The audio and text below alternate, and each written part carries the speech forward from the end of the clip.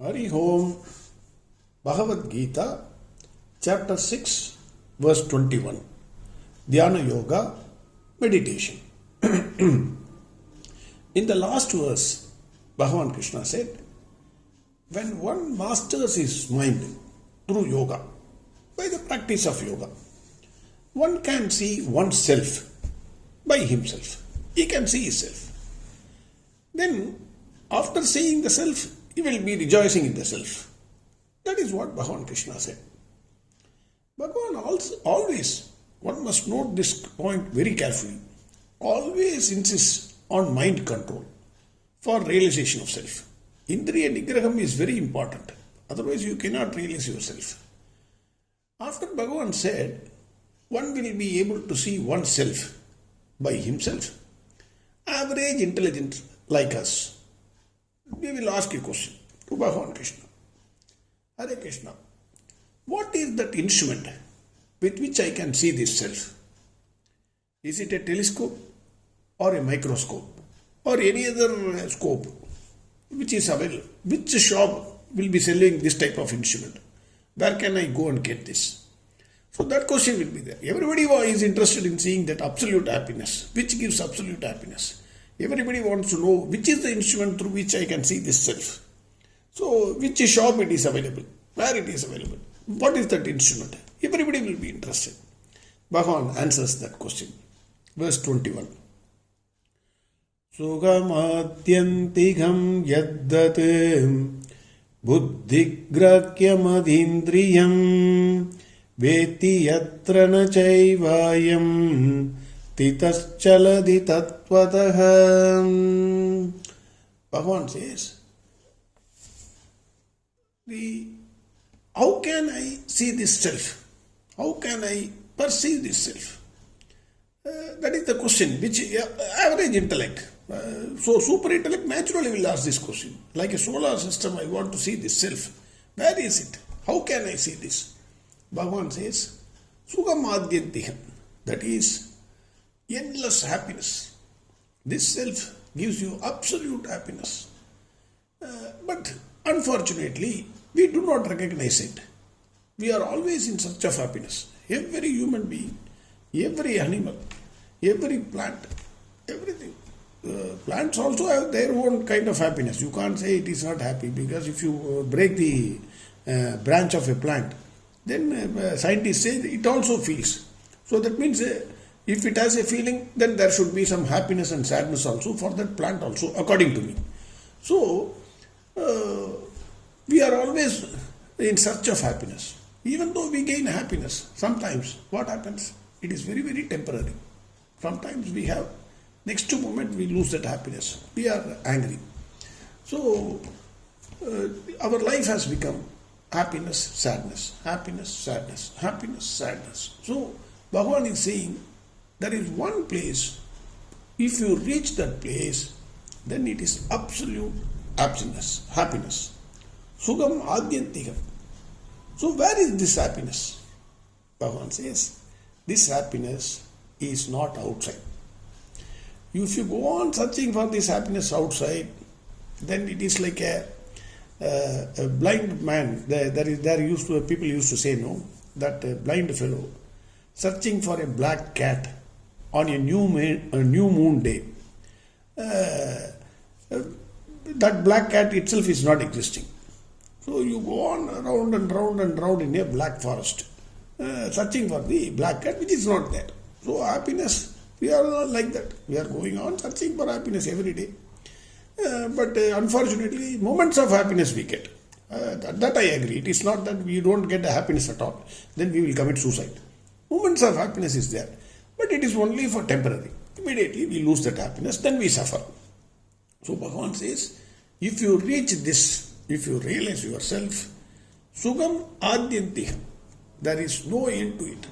There is absolute happiness. Then, naturally, our question comes. What is that instrument with which I can see this happiness? Bhagavan says, Buddhigragyam adindriyam. Buddhigragyam adindriyam. That is, it is not available for your sense organs, for perceptions of your sense organs. No one can see this. No one can smell it. No one can taste it. No one can hear it. No one can touch it. It is a ascharya vastu. Even though we are saying it is in existence, we know that this self is there, but you cannot smell it, you cannot taste it. But carefully note, without it, you cannot see, you cannot smell, you cannot taste, you cannot hear, or you cannot touch. Self is the instrument which is available with you. You cannot smell that self, but without that self you cannot smell any other thing. That is the beauty. Then Bhagavan says, Buddhi Gragya. It is available only through the pure intellect. You can recognize this only through the pure intellect. Already even in the last verse, I said this. Bhagavan has already said in chapter 2, verse 29. Ascharyavat pashyati kaschidенam Ascharyavat vadati tadaiva chanyagam Ascharyavat chainamanya shrunoti Shrutva pyenam vedana chaiva kaschit. Bhagavan says it is wonder. One speaks this about as it is a wonder. One hears this as a wonder. But no one has seen this. No one has recognized it. Such a vastu, it is not available for perception by your sense organs. Bhagavan says it can be recognized through your pure intellect, nothing else. Then the question is, what is pure intellect? Swami Chinmayananda, he quotes Vedanta here. Pure intellect means it is Sattva Guna.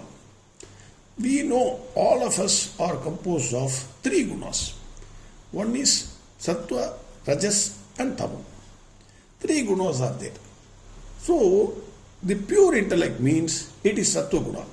Now, we are a mixture of three. Sattva, Rajas and Tamas.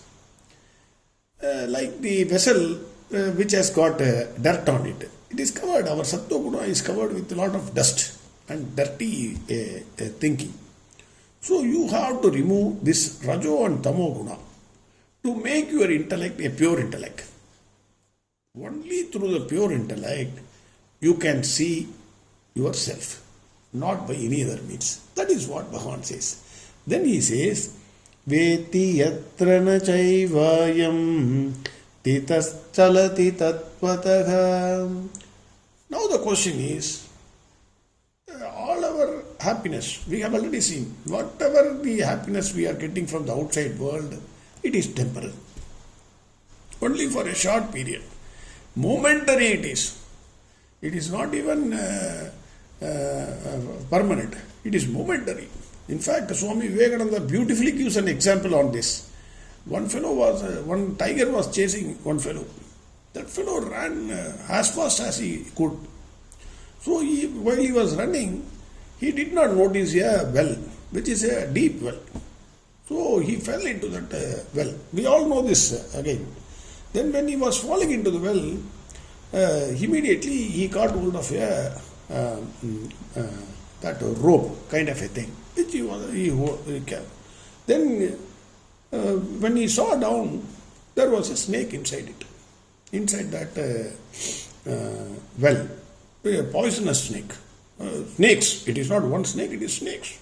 So if he falls into that, 100% he will die. Snakes will bite him. If he comes out, then tiger will definitely kill him and will have it for its breakfast.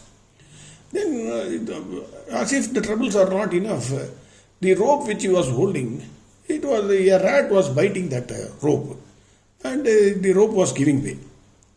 So, in that meantime, since he was running, at that time what happened, when that rope was tied to a branch of a tree, and there was a honey bee's nest.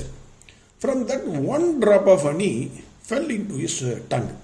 The situation is such a situation, he says, aha, what a tasty honey I am having. That is the happiness we are having in this life. That is what Swami Vivekananda says. The happiness which we are deriving in this life is only one drop, like the person. Throughout our life we are suffering, one drop of happiness only we are getting. So we are saying, it is beautiful, wonderful. Bhagavan says, so the question is now, is this happiness is also like that happiness? Only one drop of happiness. And then again I will suffer in the same way, manner in which I am suffering now. Bhagavan says, no. This happiness, once you realize yourself, it is not temporary, it is permanent. The absolute happiness, it is permanent, and there is no question of coming back to the sorrows of this life. That is what Bhagavan is saying in verse 21. Verse 21 again. Sugam adyantigham tatvat Sugam adyantigham yattad buddhigragyam adindriyam veti yatra na chaivayam titaschaladi tattvadaham. Next verse tomorrow. Arihom Sarvam Krishnarpanamastu. Narayana Narayana Narayana Narayana Narayana Narayana Narayana Narayana Narayana Narayana Narayana Narayana Narayana Narayana Narayana Narayana Narayana Narayana